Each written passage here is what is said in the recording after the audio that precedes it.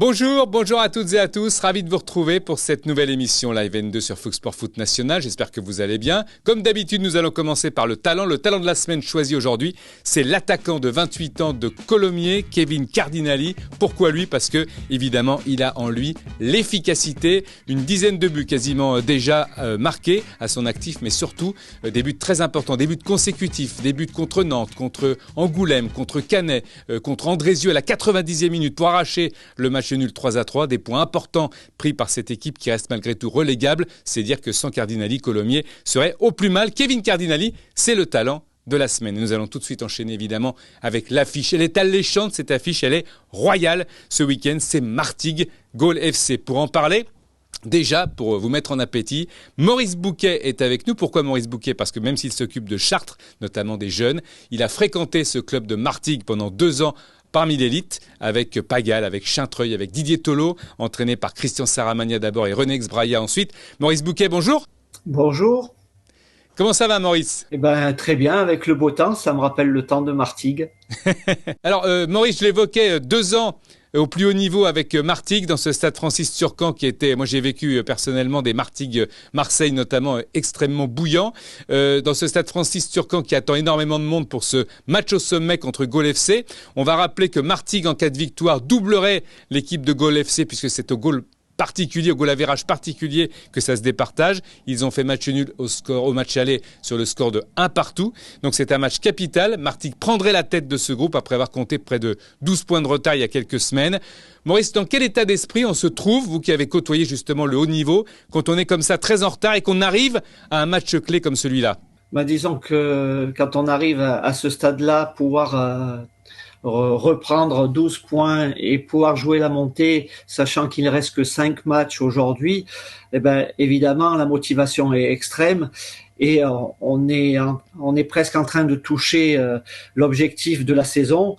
Donc c'est vrai que en gagnant ce match-là, il ferait un grand pas vers la montée. Mais vous avez été un grand joueur, un grand milieu de terrain, entraîneur également. Il n'y a pas besoin de motiver les joueurs dans ces cas-là, mais qu'est-ce qu'il faut ? C'est quoi le discours d'un entraîneur ? On en parlera tout à l'heure avec Grégory Poirier, l'entraîneur du FC Martigues qui nous fait l'amitié d'être avec nous aussi. Mais quels sont les mots à employer ? Quelle est la tactique en sachant qu'au match aller, il y avait eu un carton rouge, 2 cartons jaunes pour un joueur de Gaulle FC, que le match sera extrêmement tendu, j'imagine, Maurice. Oui, disons que l'objectif pour les deux équipes est la montée.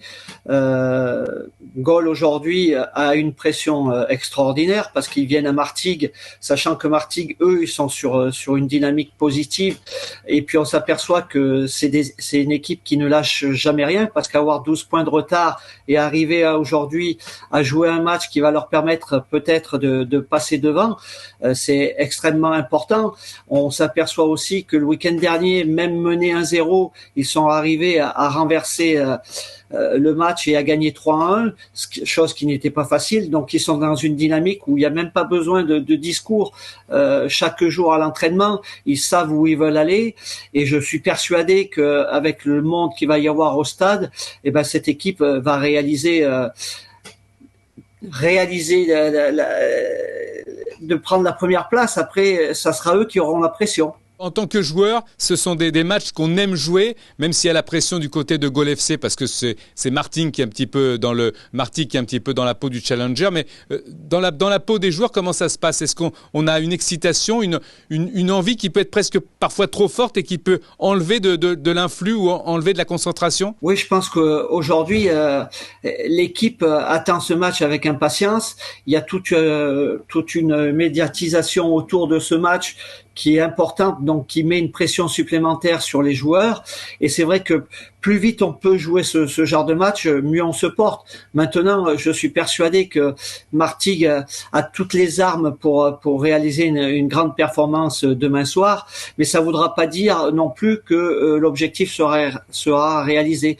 Donc c'est vrai que en tant que joueur, il faut rapidement se jeter dans la bataille pour occulter tout ce qui se passe autour. Merci beaucoup Maurice Bouquet d'avoir été avec nous. Je vous le rappelle, Maurice Bouquet, milieu de terrain, qui a fréquenté le club de Martigues parmi l'élite en 93-95 lorsque cette équipe était en Ligue 1. Et c'est vrai que ça nous manque un petit peu de voir le club, en tous les cas au plus haut niveau, et ce show public retrouver le stade de Francis Turcan. Ça sera le cas très certainement demain soir pour affronter le Gaulle FC, actuellement leader. Mais je vous le répète encore une fois, en cas de victoire, Martigues prendrait la tête au goal average particulier de ce groupe par rapport à son équipe, le Gaulle FC. Merci Maurice Bouquet, à bientôt. Merci à vous. Merci encore une fois d'être avec nous sur Fox Sport Foot National et Live N2. Nous avons le plaisir d'accueillir un grand buteur, un grand joueur. Il a fait parler de lui il n'y a pas très longtemps en marquant 3 buts avec son équipe et en remontant un 3-0 contre le Gaulle FC. C'est Wilfried Bahana Djaba, le Camerounais de hier. Alors 70e, 86e, 92e, 3-1, 3-2, 3-3. Alors que à la 28e minute, Gaulle FC menait 3-0 contre hier. Wilfried, c'était une sacrée soirée, j'imagine. Oui, effectivement. C'était une belle soirée. Le match, il avait mal démarré. Et ensuite, nous avons eu le mérite de ne rien lâcher et de revenir en deuxième mi-temps. Alors Wilfried, vous le savez, on a fait de ce week-end un week-end un peu particulier avec cette affiche Martigues-Gaulle FC. Vous avez joué contre les deux formations avec des fortunes un peu différentes. À Martigues, je crois qu'ils vous ont battu, ils ont fait match nul contre vous. Gaulle, ça a été un petit peu mieux avec des matchs nuls. Mais comment vous jugeriez, vous, aujourd'hui, les deux équipes, en sachant qu'à une époque, Martigues avait 12 points de retard. Aujourd'hui, ils sont en passe, en cas de victoire contre Gaulle FC, de passer devant au goal average particulier. Comment vous jugeriez ces deux équipes par rapport aux forces, aux faiblesses des deux formations que vous avez affrontées, vous ? Déjà, c'est deux belles équipes, faut le souligner. Martigues, c'est la mentalité du Sud. Ils lâchent rien. Je me souviens qu'en décembre, ils étaient mal classés un petit peu comme nous. Et derrière, ils ont rien lâché. Ils ont fait des séries. Gaulle, ils sont sur la continuité. Le collectif, il tourne très bien. Mais nous savons très bien que dans ce championnat-là, il faut pas se relâcher. Et je pense qu'ils ont pêché un peu à ce niveau-là ces derniers temps. Mais ça reste deux très belles équipes. Vous pensez que c'est mieux d'être dans la peau de Martigues qui reçoit Gaulle FC que d'être dans la peau de Gaulle FC qui a longtemps été devant ? On sait que quand on est longtemps devant et qu'on se fait grignoter, on peut devenir fébrile ? Oui, tout à fait. Parce que, on est dans une espèce de laisser aller, on va dire. Mais je pense que Gaulle, ils ont un avantage psychologique dans le sens où ils sont premiers. Donc, au pire, même s'ils font match nul, ils resteront toujours premiers. Martigues doit vraiment aller chercher ce résultat. L'avantage, Wilfried, l'avantage du terrain, du public, parce qu'il va y avoir quand même un nombreux public, c'est un match clé pour Martigues, ça a forcément eu des conséquences. Oui, c'est ça. Surtout que l'ambiance dans le Sud, tout le monde sait que c'est assez chaud. Donc, je pense qu'ils vont tout mettre en œuvre vraiment pour aller chercher cette victoire. Parce que je crois savoir qu'au match aller, il y a eu match nul entre les deux formations. Ouais. Et que si Martigues gagne, au goal average particulier, je pense qu'ils vont leur passer devant. Wilfried, un petit mot quand même sur vous, sur hier. Voilà, c'est une équipe dont on parle aussi avec des ambitions. Hein, un peu, c'est un groupe où il y a beaucoup d'équipes ambitieuses. Il y avait Fréjus qui s'est séparé de son entraîneur Jean-Guy Wallem tout récemment. Il y a Toulon qui stagne un peu. Il y a hier aussi. Qu'est-ce que vous sentez dans cette équipe de hier ? Est-ce que c'est vraiment un projet qui est consistant ? Vous pensez que ça peut vraiment monter en mayonnaise et faire de belles choses la saison prochaine, par exemple ? Oui, moi, je reste convaincu qu'il y a tout à faire ici. Moi, je suis arrivé en juin, je fais partie des recrues. Je suis arrivé de 7 où j'ai volé en national l'année dernière. Le président Boudjelal, ici, il a mis tout en œuvre pour que je puisse rejoindre le projet. J'y crois. Après, il y a eu beaucoup d'arrivées, des grands noms tels que Marvin Martin, Yohan Molo. Ça veut dire qu'on était un petit peu attendu dans tous les stades où on allait jouer. Il y avait beaucoup d'attentes, mais les gens ils ont tendance à oublier que notre effectif ici il a été renouvelé à 95%. Ça a pris du temps, le temps que la mayonnaise est prête. Il y a eu aussi un changement de coach en cours de saison. Mais là, petit à petit, on sent qu'un groupe solide est en train d'être et je pense qu'on verra les fruits d'ici la saison prochaine. Et d'un dernier mot, on va revenir sur Martigues Gaulle FC. Pour vous, match nul, vous sentez quelque chose ? Moi, je vois le Gaulle FC s'imposer. À l'extérieur. Oui, je vois le Gol FC s'imposer par rapport à leur style de jeu, par rapport à ce qu'ils proposent. Collectivement, je les trouve un peu plus forts. Donc, mon pronostic, je vois le Gol FC s'imposer. Mais ça Et on sera un bon verra ça. match. On verra ça. Merci beaucoup en tous les cas de votre disponibilité, de votre gentillesse et puis bonne continuation avec hier et on se dit à bientôt. Merci Wilfried. Merci à vous.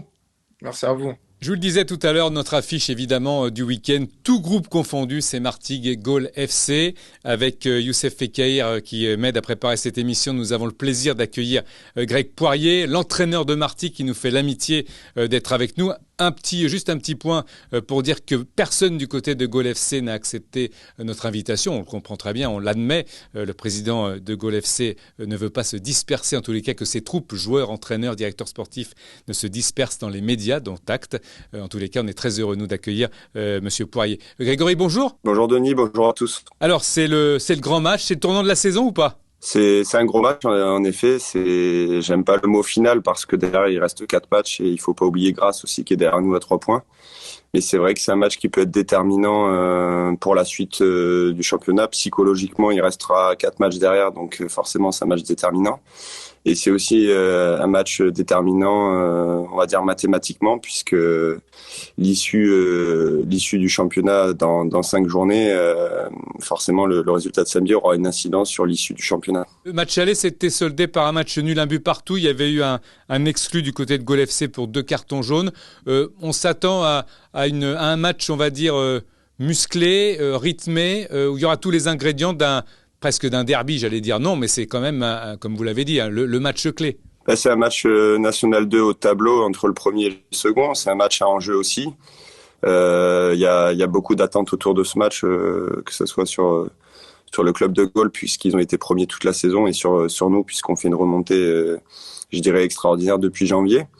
Donc oui, c'est un gros match N2, ça va se rapprocher même en termes d'engagement sur des matchs de national. Je posais la question tout à l'heure à Maurice Bouquet, ancien pensionnaire du FCM en Ligue 1 à l'époque, 93-95. Qu'est-ce qui vaut mieux, coach, être dans la peau de Gol FC, leader quasiment tout le temps, mais qui se voit un peu grignoté, ou alors dans la peau justement de celui qui a faim et qui a grignoté déjà 12 points de retard, vous l'avez dit, un parcours extraordinaire depuis le début de l'année. Alors là, c'est très très difficile de vous répondre, c'est pas le genre de question que je me pose. Je me pose, en tout cas j'essaye de répondre à toutes les problématiques que j'ai, à savoir comment appréhender ce match au mieux et comment mettre mes joueurs dans les meilleures conditions avec la situation dans laquelle on est. Après, certains diront que c'est mieux d'être devant et d'avoir 3 points d'avance, certains diront que c'est mieux d'être sur la dynamique qu'on est. Ça, c'est chacun sa façon de voir les choses. Aujourd'hui, nous, on est second, on doit aller chercher les choses. Donc voilà, forcément, il y a un peu plus de pression sur eux parce que toute la saison, ils ont été premiers.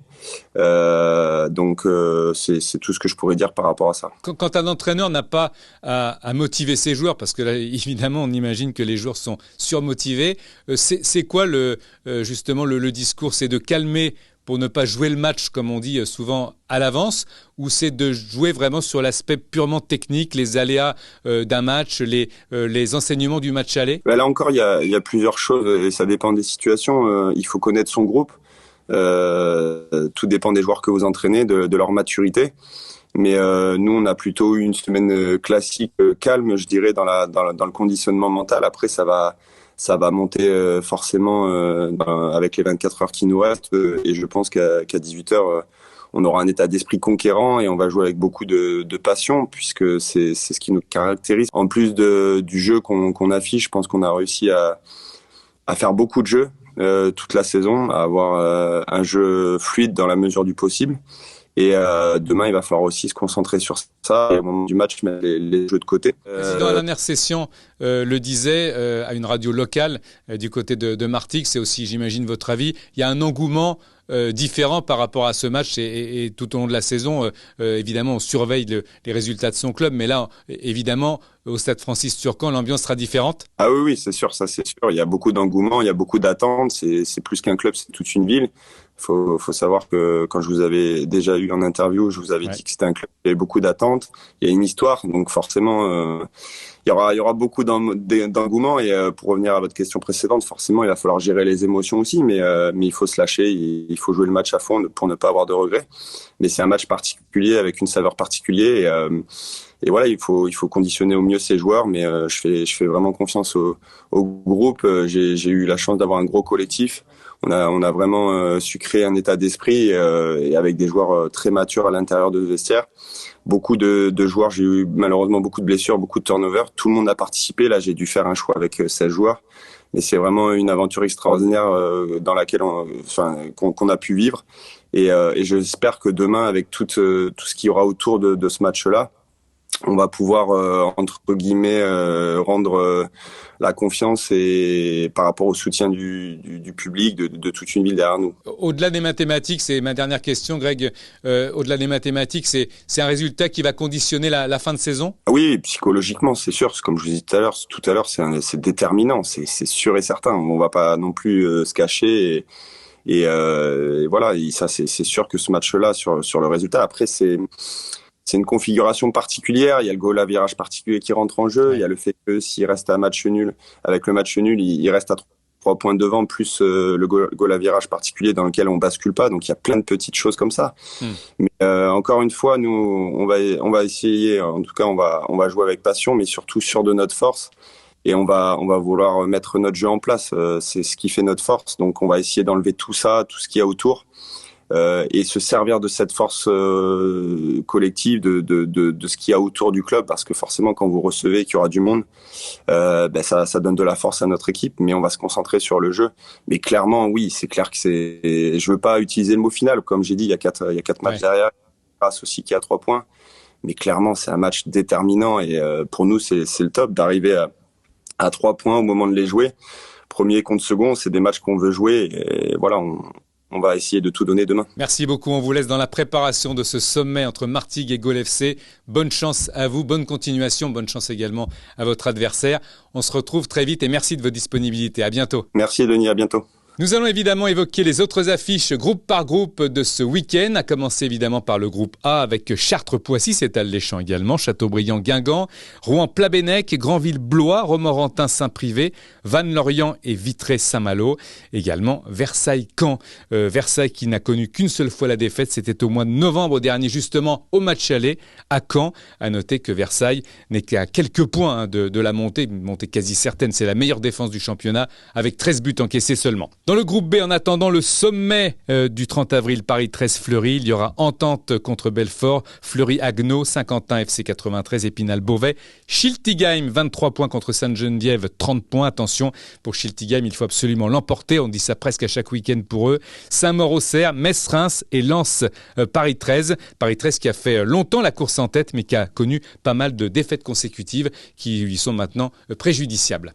Dans le groupe C, Saint-Priest-Toulon, Vallières-Fréjus. À noter que Jean-Guy Wallem, l'entraîneur de Fréjus, a été débarqué par le propriétaire du club après 2 ans et demi de fonction. Pourtant, il restait sur des belles performances avec notamment une série de 5 victoires et 2 défaites, mais battu chez lui par Martigues sur le score de 3-1.